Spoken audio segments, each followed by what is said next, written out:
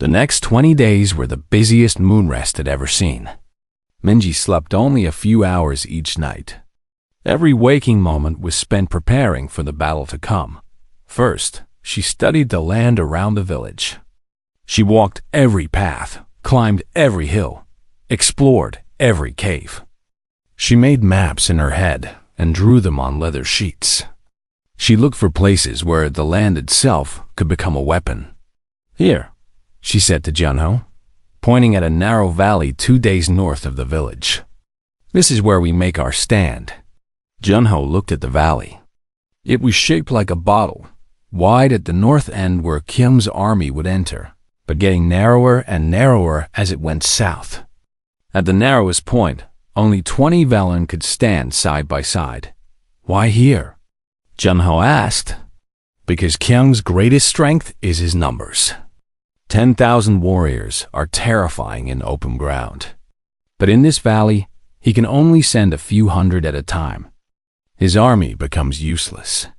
But we still have to fight those hundreds. And then the next hundreds. And the next. Eventually, we will get tired." Minji nodded. "Yes, that is why we do not fight fair." She explained her plan. They would dig hidden pits in the valley floor and cover them with thin branches and dirt. Warriors walking over them would fall in. They would pile large rocks on the cliff edges, ready to push down on enemies below. They would collect oil from the cave mushrooms and use it to create walls of fire that could block paths or trap groups of warriors. "We hit them, then we run," Minji said. "We never let them fight the battle they want. We make them chase shadows. We make them afraid of every step." The villagers worked day and night. Young and old, everyone had a job. The strong ones dug pits and moved rocks. The clever ones made weapons from farming tools, sharpening metal into spear points and arrow tips. The fast ones practiced running, learning the paths through the valley so they could escape quickly after attacking. Minji trained them in small group tactics. She divided the fighters into teams of 10, each with a leader. They learned hand signals for silent communication. They practiced ambush formations, attacking quickly and then disappearing. "Do not try to be heroes," she told them again and again. "Your job is to hurt them and stay alive. Kill one enemy, then run. Kill another, then run again. Every warrior you take down is one less warrior for us to face." Some Velen struggled with this idea. They had always been taught that running from a fight was shameful. "There is no shame in smart fighting," Minji said. "The shame is in dying for nothing. Your families need you alive. Your village needs you alive. Live today so you can fight tomorrow." While the fighters trained, others prepared for the worst. The elderly, the sick, the children, and the pregnant mothers were sent to hide in deep caves far to the south. They took enough food and water to survive for months. If the battle was lost, they would have time to escape. Hana wanted to stay and fight, but Minji refused. "You are too young," Minji said firmly. "I am not a child." Hana protested. "I have seen 15 summers. Many Velen my age fight. Age is not the only measure of readiness." "You are brave, Hana, braver than many adults I know. But you have no training, no experience. You would die in the first minutes of battle." Hana's golden eyes filled with tears. "I do not want to hide while everyone else fights. I want to help." Minji put her small hand on Hana's arm. The Velen's scales were cool and smooth under her fingers. "You can help in other ways. Someone needs to lead the group hiding in the caves. Someone needs to keep them calm and organized. That is an important job too, but I want to be with you." Minji felt her heart tighten. She had grown to love this young Velen like a little sister. The thought of never seeing her again was painful. "If we win, we will see each other again," Minji said. "If we lose, you will be alive to remember us, to tell our story. That matters too." Hana was quiet for a long moment. Then she nodded slowly. Promise me you will try to survive, Hana said. I promise to try. The days passed too quickly. 15 days became 10. 10 became 5. Finally, scouts reported that Kyung's army was only 2 days away. Minji gathered all the fighters together one last time. 300 Velans stood before her, holding weapons they had made themselves. They were not soldiers. They were farmers, builders, caretakers. But they had trained hard, and their eyes showed determination. Tomorrow we fight, Minji said. Junho translated for those who still struggled with her accent. I will not lie to you. Many of us will probably die. The enemy is strong and many. But I have seen what you can do. I have watched you learn. You are ready. She paused, looking at their faces. On my world, humans have fought many wars against enemies who were bigger and stronger. Sometimes we lost. But sometimes, against all odds, we won. Not because we were more powerful, but because we refused to give up. Because we fought smarter. Because we helped each other. She raised her voice. Kyung thinks you are weak because you are small compared to his army. He thinks you will run or surrender.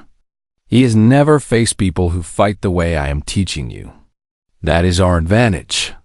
He does not know what is coming. Elder Sumi stepped forward from the crowd.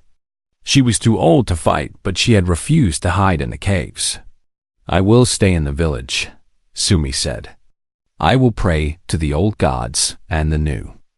And I will wait for our victory. You should go to the caves where it is safe, Junho said. I am too old to run, too tired to hide. But I am not too old to believe. She looked at Minji with her faded golden eyes. 500 years, we waited for the prophecy to come true. Now it is here. A creature from the sky stands before us, teaching us to save ourselves. That is the true meaning of the prophecy, I think. The saviors do not fight for us. They teach us to fight for ourselves. Minji felt tears forming in her eyes. She blinked them away. The next morning, the fighters moved into position in the valley. They hid behind rocks, in caves, on cliff edges. From the valley floor, they were invisible. The pits were covered. The rocks were ready.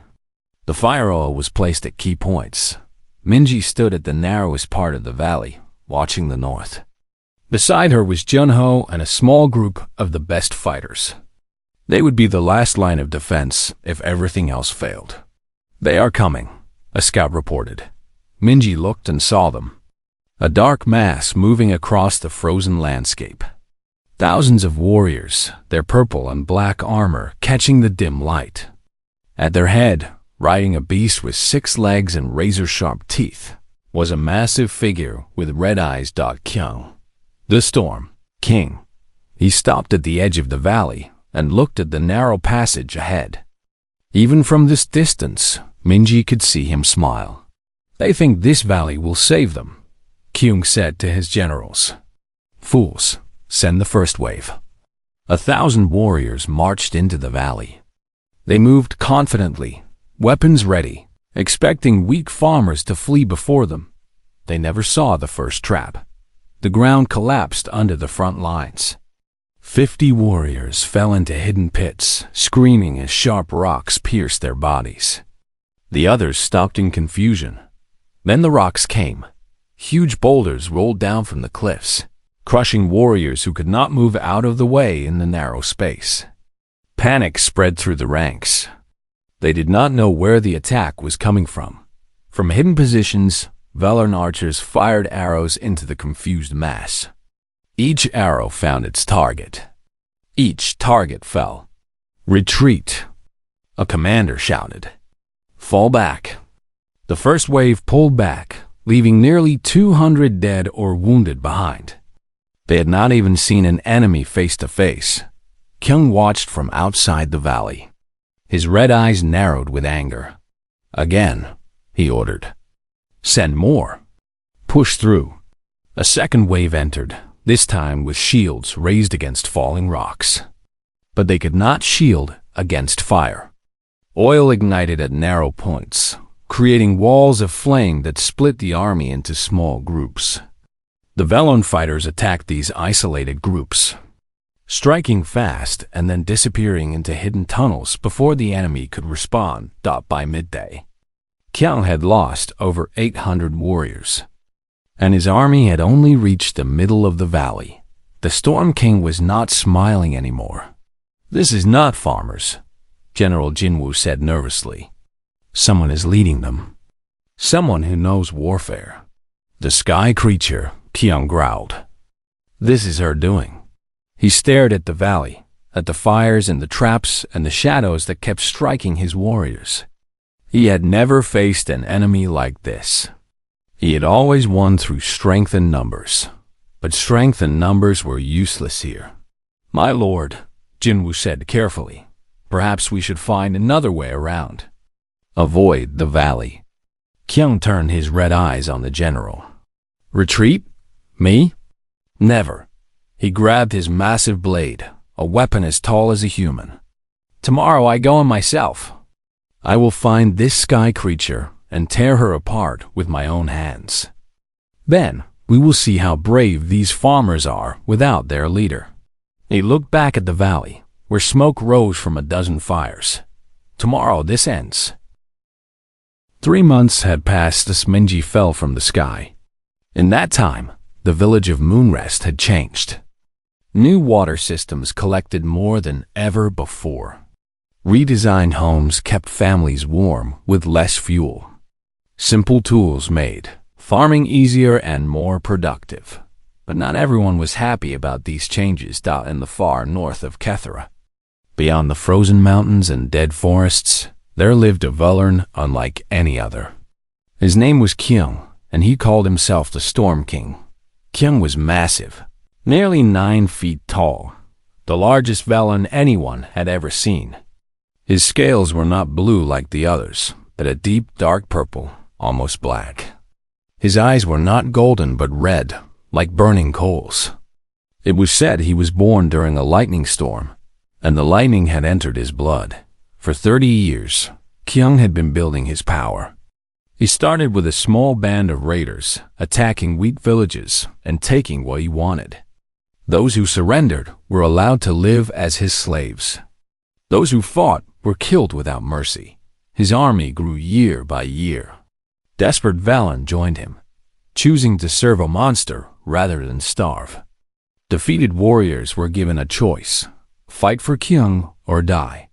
Most chose to live. Now Kyung controlled the entire northern half of Kethera. 10,000 warriors followed his commands. He had more food, more water, more weapons than any other leader on the planet. But it was not enough. It would never be enough. Kyung wanted everything. News traveled slowly on Kethera, but it traveled. Kyung heard about the thing that fell from the sky. He heard about the small, strange creature living in Moonrest.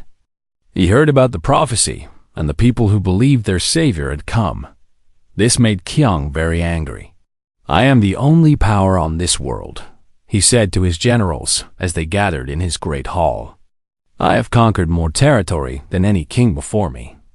I have built the largest army in history. And now some weak, small thing from the sky threatens my destiny?" His generals were silent. They knew better than to speak when Kyung was angry. "The people will lose their fear," Kyung continued, his red eyes burning. "They will believe in prophecies instead of respecting strength. They will think they can fight back. This cannot be allowed." He stood from his throne, a massive chair made from the bones of his enemies. His shadow fell over his generals like a dark cloud. "We march south," he declared. "We destroy Moonrest. We kill this sky creature. And we show everyone on Kethera that there is no savior. There is only me." While Kyung prepared his army, life in Moonrest continued peacefully. Minji had become a true part of the village. She ate with the families. She played with the children. She listened to Elder Sumi's stories and added some of her own. She taught them about Earth, about space, about the many wonders of the universe. But she never stopped working on her beacon. Every spare moment. She returned to the crash site and tried to repair the communication equipment. It was slow, frustrating work. She did not have the right tools. Many parts were completely destroyed. But piece by piece, she made progress. What does it do? Hana asked one day, watching Minji connect tiny wires inside a metal box. It sends a signal, Minji explained. A message that travels through space. If I can make it strong enough, maybe someone will hear it. Maybe they will come? Someone like you? More humans? Yes, humans have many ships traveling through the galaxy. If one passes close enough and hears my signal, they might come to help. Hana thought about this. Do you want to leave us? Minji stopped working and looked at the young Velen. She had grown fond of Hana, this curious child who asked so many questions. In some ways, Hana reminded her of herself when she was young.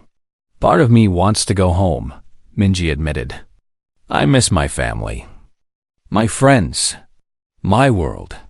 But another part of me wants to stay here and help you people. I have not decided what I will do if rescue comes. Before Hana could respond, they heard shouting from the village. Both of them ran toward the sound. A stranger had arrived in Moonrest. He was a Velen, but his scales were pale, and he looked half-starved. He had collapsed in the village center, and people were gathering around him. Water, the stranger gasped. Please, water. Junho pushed through the crowd and knelt beside the stranger. He gave him water and waited for him to recover enough to speak. Who are you? Junho asked. Where do you come from? My name is Tai Wu, the stranger said, his voice shaking. I come from the village of Deepwell, 3 days to the north. I ran without stopping to bring you this warning. Warning? What warning? Tai Wu looked around at the gathered villagers. His eyes were full of fear. The Storm King marched south. Kyung and his army. They destroyed my village 2 weeks ago. Killed everyone who resisted. Took the rest as slaves. He comes for you next. The crowd erupted in frightened voices. Everyone knew the stories about Kyung. He was the nightmare the parents warned their children about. He was the reason villages in the south thanked the mountains for keeping them safe. How many warriors does he bring? Junho asked, his voice steady despite the fear in his eyes. 10,000. Maybe more. They move slowly because they are so many. You have perhaps 20 days before they arrive. 20 days. Minji did the math in her head. Even if every adult in Moonrest could fight, they would have maybe 500 people. Against 10,000 trained warriors, they had no chance. We must run, someone shouted. Hide in the deep caves to the south. He will find us, another argued. Kyung always finds everyone. Then we surrender. Become his slaves. At least we will live. Live as what? He works his slaves to death. The arguing grew louder. People were scared and angry, and fear was turning to panic. Junho tried to restore order, but no one was listening. Minji stood at the edge of the crowd, watching. She was the smallest person there, unable to see over the tall vellum bodies around her. But she could hear everything. 10,000 warriors. A warlord who had never been defeated. A village of farmers with no weapons and no training. It was impossible. There was no way to win. And yet, something inside Minji refused to accept that. She thought about human history. The stories of small groups defeating larger armies. The tactics and strategies that had saved civilizations. We need to fight, she said. No one heard her. The arguing continued. We need to fight. She shouted louder. Still nothing. Her human voice was too small. She climbed onto a nearby stone platform used for drying mushrooms. Now she stood above the crowd. She took a deep breath and yelled with everything she had. Stop. The single word cut through the noise. Everyone turned to look at the tiny creature standing on the platform. "I know you are scared," Minji said. "I am scared too. This Kyung sounds terrifying. But running will not save you. Surrendering will not save you. The only chance you have is to fight." Junho shook his head. "You do not understand.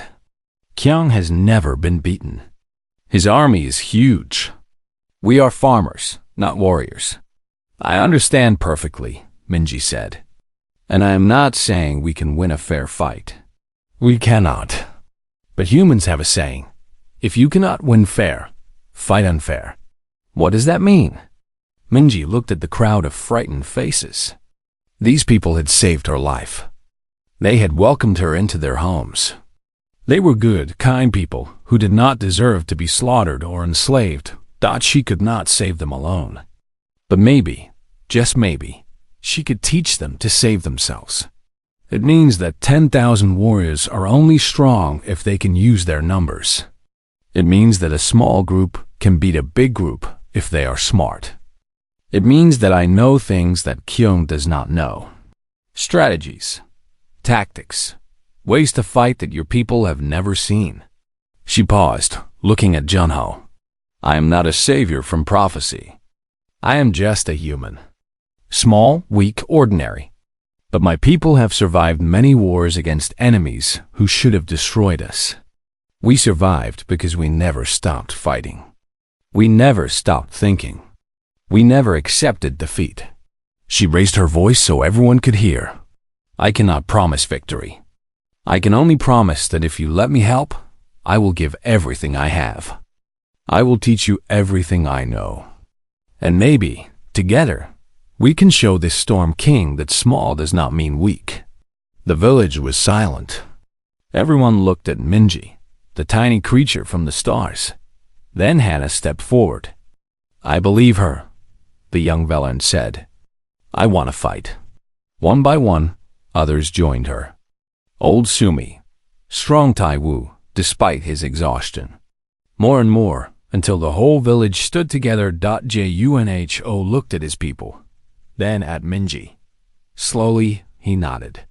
"Tell us what to do," he said. Minji took a deep breath. She had 20 days to turn farmers into fighters. 20 days to prepare for an impossible battle. It would have to be enough. The world of Kethra had known only darkness for 500 years. Thick clouds of gray and black covered the entire sky, blocking the light of the twin suns. The people who lived there, called the Velan, had forgotten what warmth felt like. They survived in a cold, dying world. The Velan were tall beings, standing 7 to 8 feet high. Their skin was covered in thick blue scales that protected them from the harsh cold. They had 4 arms, 2 large ones for heavy work and 2 smaller ones near their chest for delicate tasks. Their eyes were large and golden, able to see in the darkness that surrounded them. Always. In the village of Moonrest, life was hard but simple. The Velan grew pale mushrooms in underground caves. They collected water from deep wells. They built their homes from stone and mud. And every night, they gathered to hear the old stories. Elder Sumi was the keeper of stories. She was very old. Her blue scales faded to almost white. Her body was bent and tired, but her mind was still sharp. Every night, the children sat around her fire and listened. Long ago, before the darkness came, Sumi would say, her voice thin like paper, "Our ancestors saw the suns every day.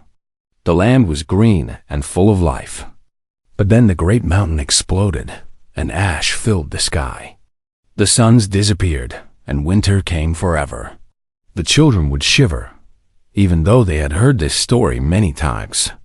"But the ancient ones left us a promise," Sumi continued. "They carved it on the temple walls. They said that one day, when our need was greatest, saviors would fall from the sky. They would carry light in their hearts and fire in their souls. They would save the Velan people." Young Hannah always asked the same question. "When will they come, Elder? When will the saviors arrive?" Sumi would smile sadly. I do not know, child. We can only wait and believe. Hana was small for her age, only 6 feet tall. Her scales were a bright blue, and her golden eyes were full of curiosity. She believed the stories more than anyone else in the village. Every night, she would climb to the top of the tallest hill and look up at the dark sky, hoping to see something fall dot on this particular night. The air felt different. There was a strange energy in the wind, a feeling that something was about to change. Hana sat on her hill, wrapped in a thin blanket, watching the clouds. Then she saw it. A light appeared in the sky. At first, it was just a tiny dot, like a distant star that had somehow broken through the clouds. But it grew brighter and bigger with each passing second. It was moving, falling, coming down toward Kethra. Hana jumped to her feet, her heart beating fast. A star is falling, she shouted, but no one could hear her. She was too far from the village. The light fell faster and faster. It left a trail of fire behind it, cutting through the dark clouds like a knife. The sound came next, a terrible roaring noise that shook the ground. Hana fell to her knees and covered her ears. The falling star hit the ground somewhere beyond the eastern mountains. The impact made a flash of white light so bright that Hana had to close her eyes. When she opened them again, smoke was rising from the crash site. She ran back to the village as fast as her legs could carry her. Wake up! Wake up! She shouted, banging on doors. Something fell from the sky. The prophecy! It might be the prophecy. Soon, the whole village was awake. Velen of all ages gathered in the center square, talking in excited and worried voices. Some thought it was a sign from the gods. Others feared it was a weapon from enemy tribes. A few did not believe Hana at all. Elder Sumi came out of her home slowly, leaning on a walking stick. She looked at the smoke rising in the east, and her old eyes went wide. I never thought I would live to see this day, she whispered. Village leader Junho stepped forward. He was a strong Velen in his middle years, with dark blue scales and a serious face. He was responsible for keeping the village safe. We must go see what has fallen, Junho said. But we must be careful. It could be dangerous. He chose 10 of the strongest villagers to come with him. Hana begged to join them. Please, Leader Junho, she said. I saw it first. I have to know what it is. Junho looked at her small frame and frowned. You are too young. Stay here. Let her come, Elder Sumi said. Everyone turned to look at the old woman. If this is truly the prophecy coming true, then perhaps the one who saw it first should be there when we discover what the sky has sent us. Junho thought for a moment, then nodded. Very well. But stay behind me and do not touch anything. The group traveled through the night. The path to the eastern mountains was rough and rocky. The air grew colder as they climbed higher. But the glow from the crash site guided them forward. They found it just as the sky began to lighten slightly, though no sun appeared. A huge hole had been carved into the mountainside. Rocks and dirt were scattered everywhere. In the center of the destruction sat a strange object. It was made of metal, but not like any metal the Velen used. It was white and silver, smooth in some places and broken in others. Strange symbols were painted on its side. What is it? One of the villagers asked. Some kind of shell, another guessed. Like an egg, but made of metal. Junho held up his hand, telling everyone to stop. He walked forward alone, all 4 of his arms ready to defend himself if needed. He got closer to the strange object and studied it carefully. Then a part of the object moved. A section of the metal slid open with a hissing sound. Junho jumped back in surprise. The other villagers raised their weapons. Everyone watched in frozen silence. A figure appeared in the opening. It crawled out slowly, falling to the ground with a weak cry of pain. It was small, much smaller than any Velen. It had no scales, no extra arms, no tail. Its skin was smooth and pale, the color of old mushrooms. It had hair on its head, black and messy. Its eyes were closed. "What is that?" Hannah asked, pushing forward to see better. The creature wore torn clothing that looked burned and damaged. Red liquid, similar to vellum blood but darker, came from cuts on its face and arms. It was clearly hurt very badly. Ju knelt down beside the creature. He reached out with one of his smaller hands and gently touched its neck, checking for life. "It breathes," he announced. "It is alive." The creature's eyes opened suddenly. They were dark brown, like rich soil. They looked up at Junho with fear and confusion. The creature tried to speak, but only coughing sounds came out. "Easy, small one," Junho said softly. "We will not hurt you."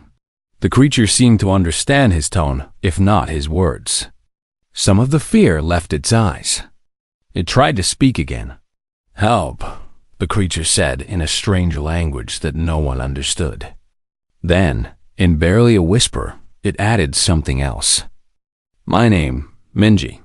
Then its eyes closed again, and it went still.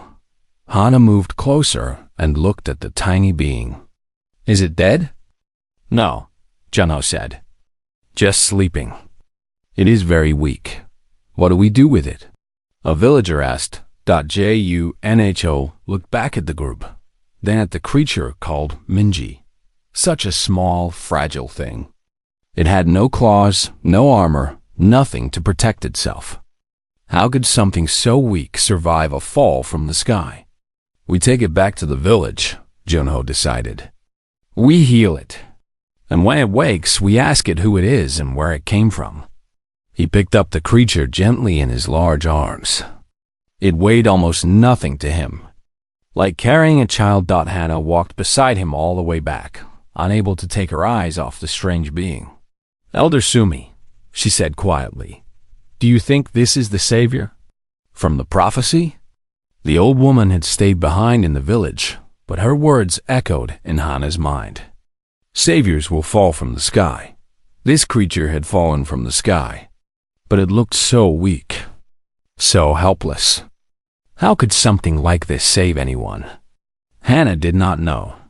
But as the first rays of dim light touched the creature's face, she felt something she had never felt before. Hope.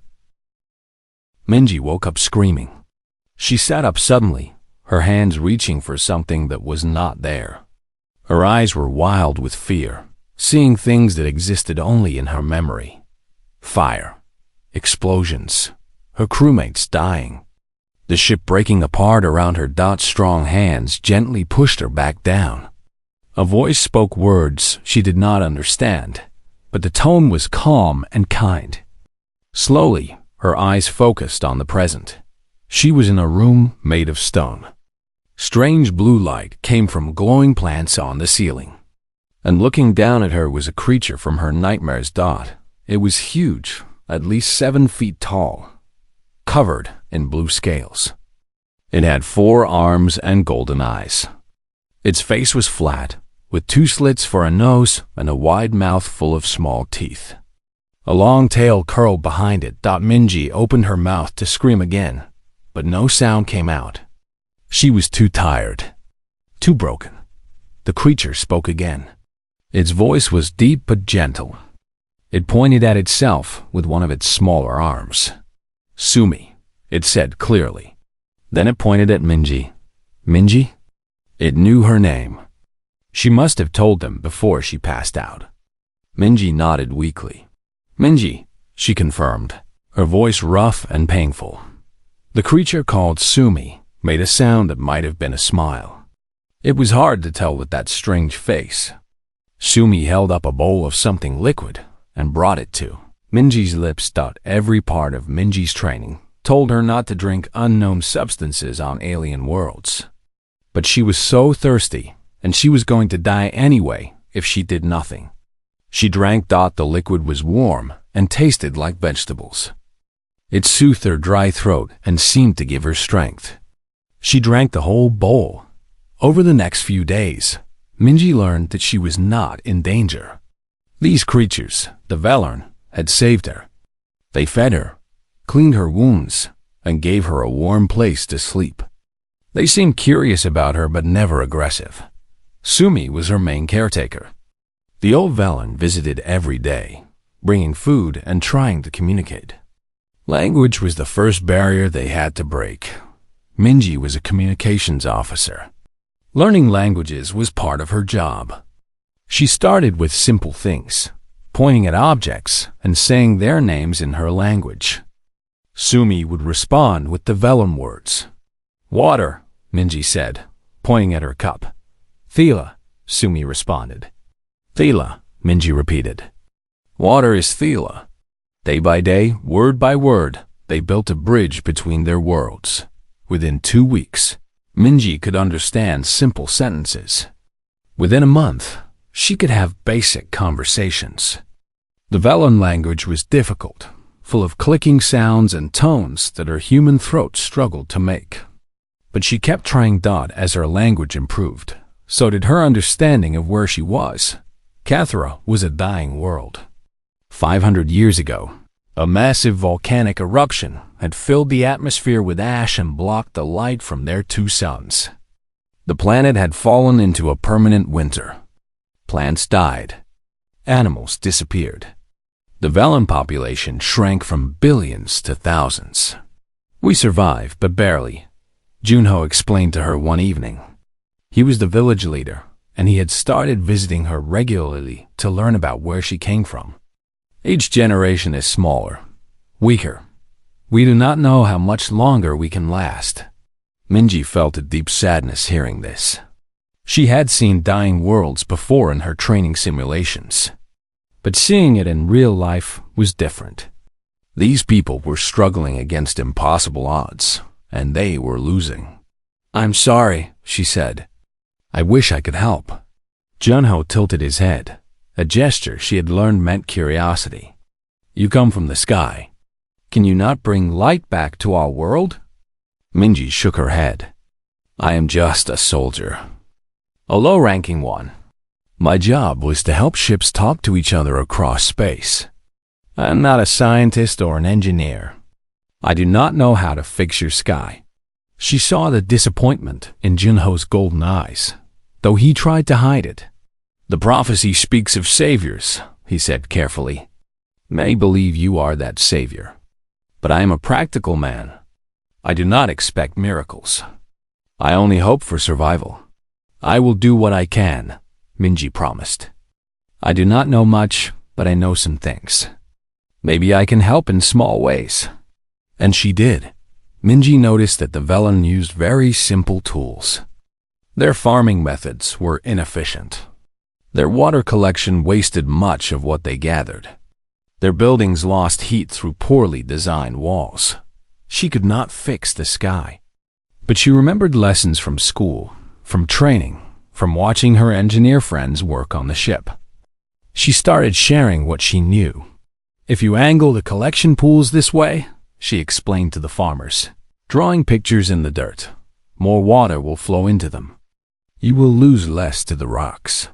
The farmers were skeptical at first, but they tried her method, and it worked. They collected almost twice as much water as before. "The walls of your homes are too thin," she told the builders. "If you add a second layer with air between them, the heat stays inside longer." Again, they were doubtful, but they built one house her way as a test. That house stayed warm using half the fuel of the others. Word spread quickly. The strange sky creature had useful knowledge. Soon, Velorn from other parts of the village came to ask her questions. "How do you know these things?" Young Hannah asked one day. The small Velorn had become Minji's shadow, following her everywhere and asking endless questions. "Are all sky people as smart as you?" Minji laughed. "I am not smart. These are simple things that my people learned long ago. We had many problems in our history. We had to solve them to survive. What are your people called?" "Humans." "Humans," Hannah repeated, trying the strange word. And where do humans come from? Minji pointed up at the dark sky. Far, far away. A world called Earth, and many other worlds now. Humans travel across the stars. Hannah's eyes went wide with wonder. There are other worlds? With other people? Many worlds. Many peoples. The universe is very big, Hannah. Bigger than you can imagine. The young Velen was quiet for a moment, processing this information. Then she asked another question. Will your people come looking for you? Minji's smile faded. This was the question she asked herself every night. Her ship had been attacked by pirates in uncharted space. No one knew where she was. Her emergency beacon had been damaged in the crash. I do not know, she admitted. I hope so, but I cannot be certain. She had spent many hours at the crash site, trying to repair her equipment. The escape pod was mostly destroyed. The communication array was completely dead. The only thing still working was a weak emergency signal that might reach a few light years at most odd. It was not enough. Not nearly enough. If they do not come, Hannah said slowly, will you stay with us? Minji looked at the young Velen, at her bright blue scales and curious golden eyes. She thought about the village, about Sumi and Junho, and all the others who had welcomed her. They had saved her life. They had accepted her despite her strange appearance. Yes, Minji said. If I cannot go home, I will stay. And I will help as much as I can. Hannah smiled, a gesture that Minji had taught her.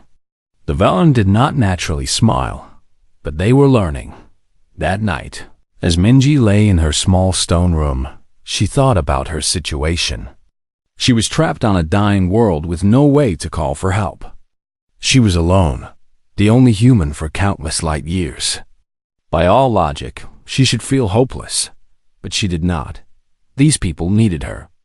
Not as a savior from prophecy, but as a friend and a helper. She could not fix their sky, but she could teach them small things that made their lives better.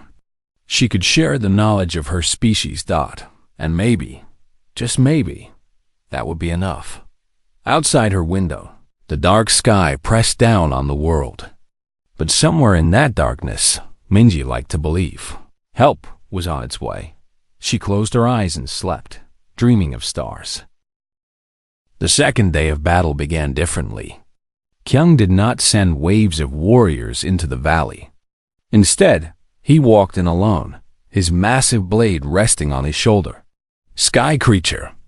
He bellowed, his voice echoing off the canyon walls. I know you are here. I know you are leading these cowards. Show yourself. Minji watched from her hiding spot high on the cliff. The Storm King was even more terrifying up close. He was enormous, his dark purple scales like armor, his red eyes burning with fury. Every step he took shook the ground. He wants to fight me personally, Minji said to Junho, who crouched beside her. Do not go, Junho said. It is a trap. He wants to kill you and break our spirit. I know. Minji watched Kyung walk deeper into the valley. But he also expects us to hide. He expects fear. What if we give him something he does not expect? What do you mean? Minji's mind was racing. In 2 days of fighting, they had killed over 1,000 of Kyung's warriors. But they had lost 80 of their own. They could not keep this up forever. Eventually, Kyung would find a way through, and then his remaining army would crush them, unless she could end it now.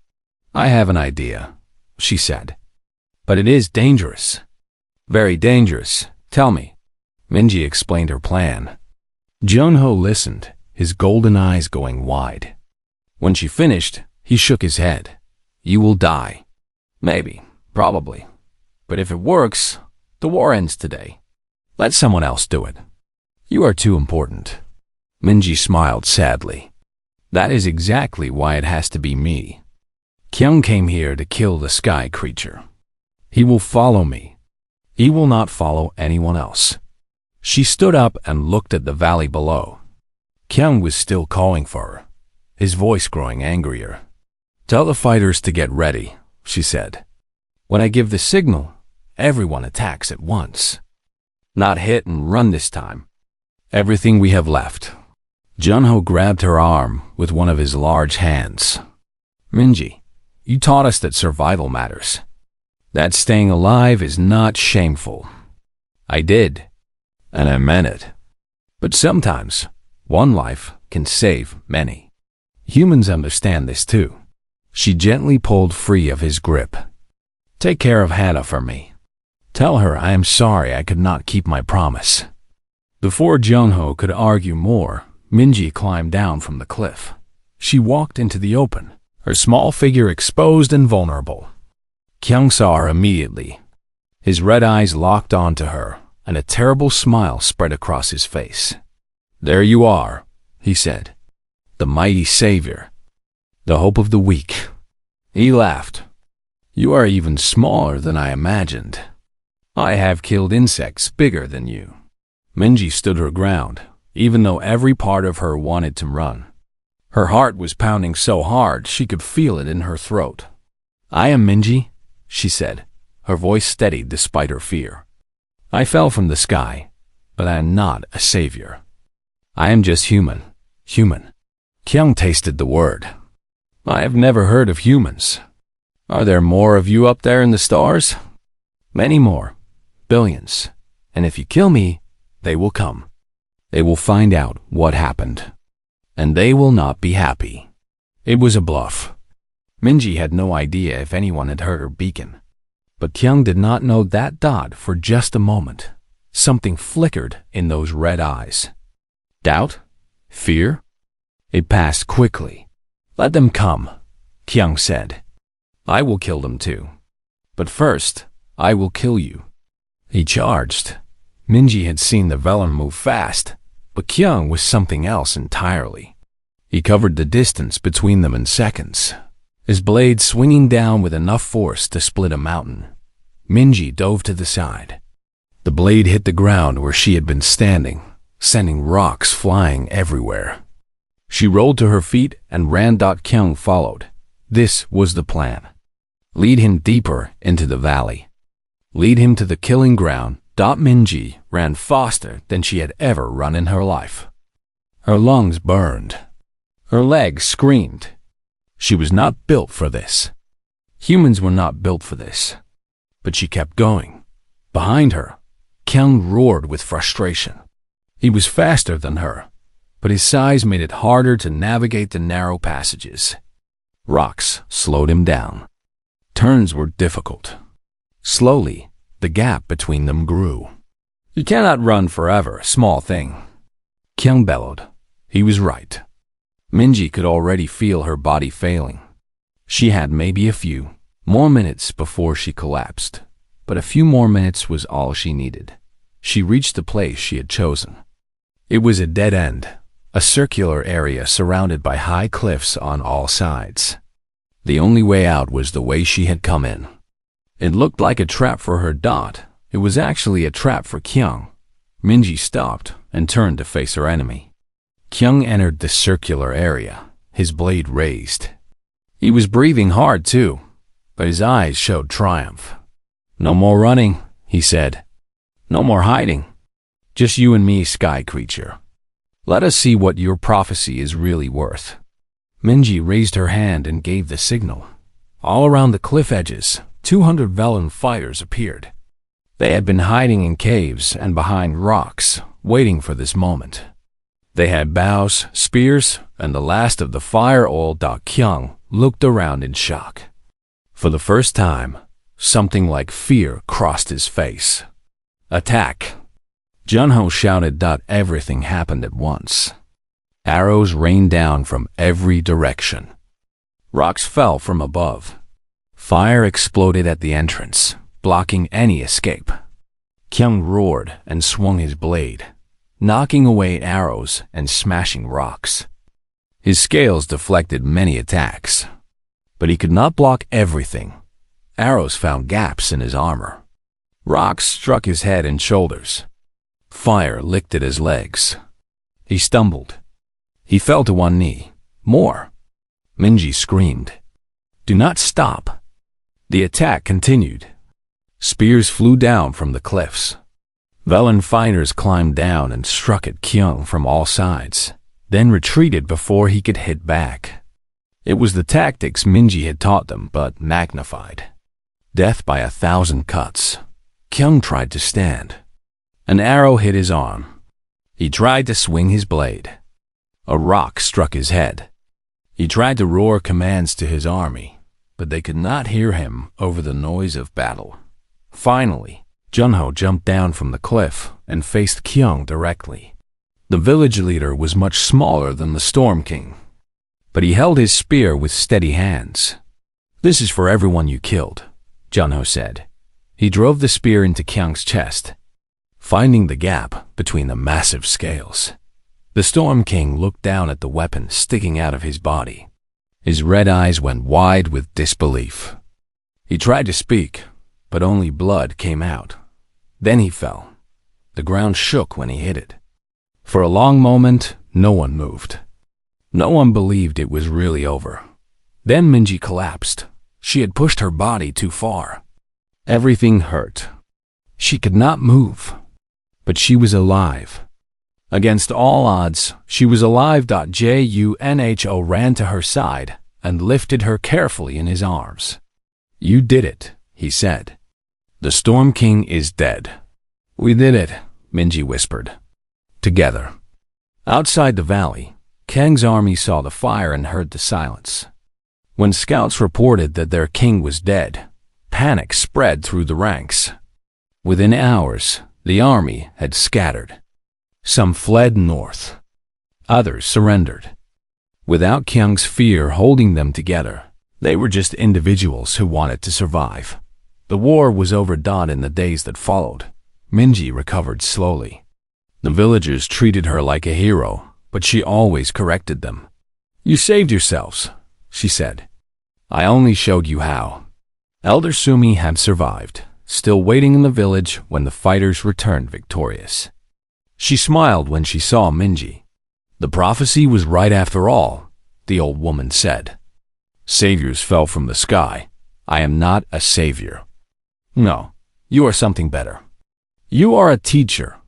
The prophecy did not mean someone would come to save us. It meant someone would come to show us we could save ourselves. That is worth more than any single victory. A week later, Hana returned from the caves with the others who had been hiding. The young Velen ran to Minji and hugged her tightly. You kept your promise, Hana said, tears in her golden eyes. You survived. I got lucky, Minji admitted. Very, very lucky. That night, as Minji sat on her hill watching the dark sky, she heard a new sound. A humming, coming from the direction of her crashed ship. She ran to investigate. Her beacon was beeping. For the first time in months, it was receiving a signal instead of just sending one. Someone had heard her. With shaking hands, she activated the communication system. Static filled the air, then a voice. A human voice. This is the exploration vessel Harmony, responding to emergency beacon. Please identify yourself. Minji started crying. She could not help it. After all this time, after everything that had happened, her people had found her. This is Lieutenant Minji Park, she said between sobs. I crashed on a planet called Kethra. I am alive. I am okay. There are people here who need help. The voice on the other end paused. Understood, Lieutenant. We are tracking your signal. We will reach your location in approximately 72 hours. Hold tight. 3 days. In 3 days, she would see other humans again. She could go home if she wanted. But looking back at the village, at the lights and the sounds of celebration, Minji was not sure she wanted to leave. When the Harmony arrived, Minji met the crew at the landing site. The captain, a woman named Yoonji, looked at her with amazement. We thought you were dead, Captain Yoonji said. When your ship disappeared, we assumed the worst. I almost was dead. But these people saved me. Minji gestured to the Velen gathered behind her.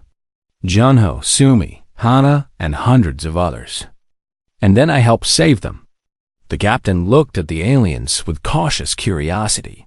First contact protocols ran through her mind. But the Velen did not seem threatening. They seemed grateful.